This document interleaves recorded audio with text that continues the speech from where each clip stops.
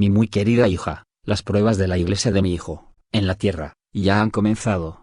La flagelación, la persecución están por empezar. Así como mi hijo fue crucificado, así también su iglesia en la tierra será crucificada.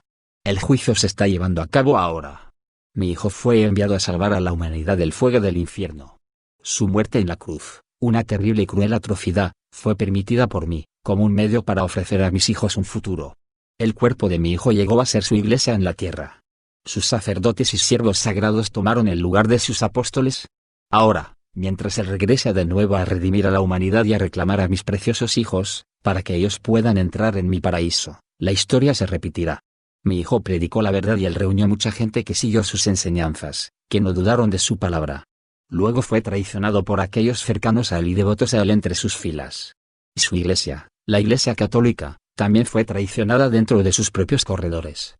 La tentación de Satán causó esto y un gran mal fue responsable de la muerte de mi hijo. En su iglesia hoy, su muerte comenzó hace algún tiempo. Al igual que con mi hijo, muchos seguidores leales a la santa palabra provista por mí, la abandonaron. Luego empezaron el juicio en donde mi hijo fue acusado de herejía. Así también la iglesia de mi hijo ha sufrido el mismo destino. A través de los perversos de entre ellos, que cometieron graves delitos en contra de la humanidad, muchos fieles seguidores abandonaron la iglesia. A su vez, ellos abandonaron a mi hijo y desecharon sus enseñanzas. La prueba de la iglesia de mi hijo, en la tierra, ha hecho a sus sacerdotes silenciosos, cuando se trata de defender las enseñanzas de mi hijo. Ellos tienen miedo de ofender a aquellos, que niegan a mi hijo, a causa de los pecados de aquellos de entre ellos. La iglesia de mi hijo, ahora enfrenta la mayor prueba de todos, jamás visto desde la crucifixión de mi amado hijo. Su iglesia está siendo burlada y misericordiamente, no solo por sus enemigos de afuera, sino de sus enemigos dentro de ella. La corona de espinas ahora será colocada sobre la cabeza de la iglesia de mi hijo y pocos de sus seguidores estarán a su lado. Así como los apóstoles de mi hijo, con la excepción de Juan, lo abandonaron durante su juicio y ejecución, así, aquellos en altos cargos dentro del Vaticano, abandonan a mi santo vicario. Él, como la cabeza de la Iglesia Católica, será forzado a caminar un terrible camino en desgracia, sin ninguna culpa de su parte. Mientras él será zarandeado, despreciado y hecho parecer tonto, no es por él por quien ellos dan rienda suelta a su rabia. Será en contra de la verdad de la Iglesia cristiana, formada por el sacrificio de mi hijo, sobre quien ellos derramarán su odio. El cristianismo será flagelado en toda grieta, en toda nación, en todo lugar de adoración, hasta que éste esté débil del cansancio.